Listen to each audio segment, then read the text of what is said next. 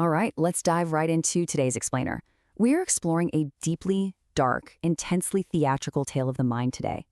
Think of it as a grand, grim Gothic fable we've pulled from our sources, one that maps out the chaotic architecture of self-overcoming. I'm going to act as your chorus today, setting the stage for what is honestly an epic clash of ideas. We're stepping into a tense narrative, deep inside the intellectual prison of a figure known as the Wanderer, and we're going to meet the chaotic forces that arrive to literally tear his pristine walls down. So we aren't just looking at dry concepts here, we are watching a tense psychological drama unfold right in the wet ink. The page is damp. The ink is wet. We start right there, in the Gothic dusk of an unscripted play. This single evocative line from our source material drops us immediately into a reality that is just not yet dry. It's not fixed. It's a messy world waiting to be written, but it's shadowed by those who desperately wish to freeze it in place. So, let's meet the first player on our stage, a figure who is absolutely terrified of this wet ink. Enter the last man. This is a spirit of terminal mediocrity, firmly anchored in what the texts brilliantly call wretched contentment. Think of this as the ultimate mindset of just getting by, ticking the boxes, staying completely safe, never, ever taking a risk. They've completely forgotten how to yearn for the stars. Instead, they survive within these static moral cathedrals and pristine gray blueprints. They try to hold the entire world breathless through rigid, static control, mistakenly believing that this suffocating preservation is actually happiness. They want the ink to dry, instantly and forever. But standing in stark opposition to that is the Overman, a literal lightning flash of self-overcoming. This is a force that aggressively seeks the stars and renders life inherently meaningful. And how do they do that? By actively squandering itself upon the altar of creation. The Overman doesn't preserve anything. The Overman creates, burns, and becomes. This is vibrant, messy, beautifully unscripted life in its absolute purest form. And this right here is the tragic chasm of the infinite dungeon. On one side, we have that rigid, static control, that desperate, suffocating need to map and freeze reality into safe little boxes. And on the other side, the vibrant, squandering energy of the Overman. So how does one actually traverse from the static control to the vibrant creation? Well, that is the journey of our protagonist. And frankly, it's the exact psychological journey so many of us face when we try to break out of our own comfort zones. Act 1. Prison of the Mind. Let's examine our main protagonist, the Wanderer. He steps onto our stage, trying to cross that massive chasm and break free from the last man's gray blueprints. And with this cold, clinical, almost arrogant cadence, he declares, "I shatter the cathedrals of my ancestors with an iron hammer of genealogy." He looks at the blueprints of the past and just crushes them, fully believing that through pure, merciless deconstruction, he's freeing himself. He scoffs at the old world. He thinks, finally, he has completely escaped the dungeon. But here's the fatal flaw. He hasn't escaped at all. His utter rejection of the past merely created an infinite loop of intellectual isolation.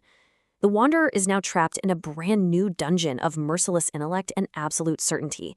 By demanding a perfectly logical, sterile explanation for absolutely everything, he's just built a new, colder self for himself within the infinite dungeon. His mind is now a fortress of absolute certainty. It's a new Gothic dusk where no wet ink or messy emotions are allowed to seep in. Act 2. Enter the spirit siblings. Now, a fortress of absolute certainty is incredibly brittle. You can almost feel the pristine walls of the Wanderer's intellectual prison beginning to shake. The very architecture of his dungeon starts to physically distort and bleed with dark ink. The spirit siblings have arrived. They are beast-like harbingers of chaos, agents of what the texts call the Great Noontide, and they act as an essential pressure valve for reality itself. They are the necessary medicine for a world that has totally forgotten how to yearn, and they are bursting right through the Wanderer's suffocating intellectual comfort. First, we have the Wit. The very logic of the room begins to warp as the Wit drops in, holds up a distorting mirror, and laughs this shrill, cynical laugh directly in the Wanderer's face. Your so-called stone chin is just papier-mâché hiding trembling hands. The Wanderer recoils, demanding order, demanding logic. But the Wit delightfully dismantles his towering ego, taking his absolute authority and turning it into a heap of delightful absurdity. That rigid armor of absolute certainty? completely exposed as a frail, ridiculous costume. Then we move to the second sibling, the hunger. The rigid grid lines of the Wanderer's perfect reality literally crack and dissolve into ink splatters. The Wanderer clutches his charts, shouting, "No, these are the precise equations of reality." But the hunger just lunges forward and physically devours them, snapping the threads of the sorcerer's tapestry of law.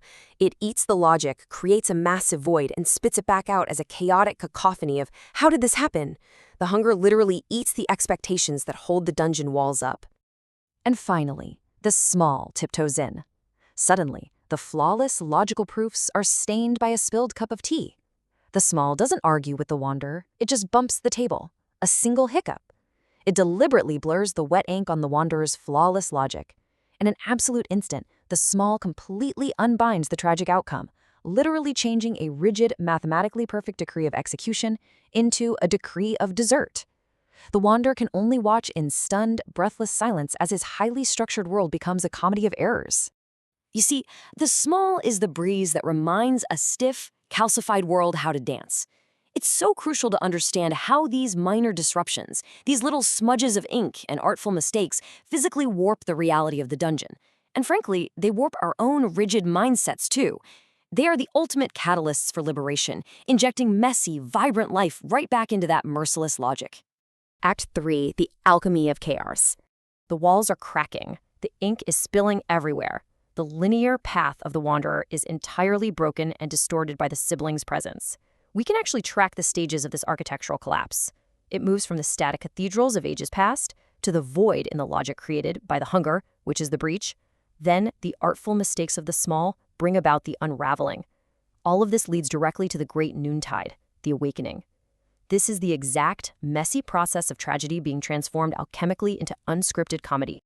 But we absolutely must remember, and I say this earnestly, stepping back in as your chorus for a moment, they do not seek to destroy the world, but to liberate it. This chaotic intervention, this violent smudging of the ink, it isn't nihilism, it is salvation. It is about freeing the human soul from the tragedy of forced order, finally allowing reality to breathe and to yearn once again. And so the final rupture occurs. Heavy ink splatters completely obscure the sterile logic. The sun of absolute certainty, that merciless intellect tracking the Wanderer, vanishes completely. The Wanderer falls to his knees. He looks up at his shadow, his former jailer, and realizes it was just a theatrical costume for a grand play all along. The dungeon infinite is finally, violently, and beautifully ruptured. We come full circle. We return to the damp page and the wet ink. The messy, unscripted improvisation of true life has officially defeated the rigid gray blueprints. The soul is no longer reading a script handed down by the cathedrals of the past, nor is it trapped in an intellectual cell of its own making. It is finally freed to write the next line upon the altar of creation. It is ready for the lightning flash of the Overman. Which leaves us with one final, unavoidable question to ponder. As you look at the rigid structures, the absolute certainties, and the intellectual dungeons of your own daily life, will you remain preserved in wretched contentment, terrified of the wet ink and the messy mistakes? Or will you let the spirit siblings in, dare to go under, and embrace the unscripted comedy of becoming? Thank you for joining me on this deep dive explainer. I'll catch you next time.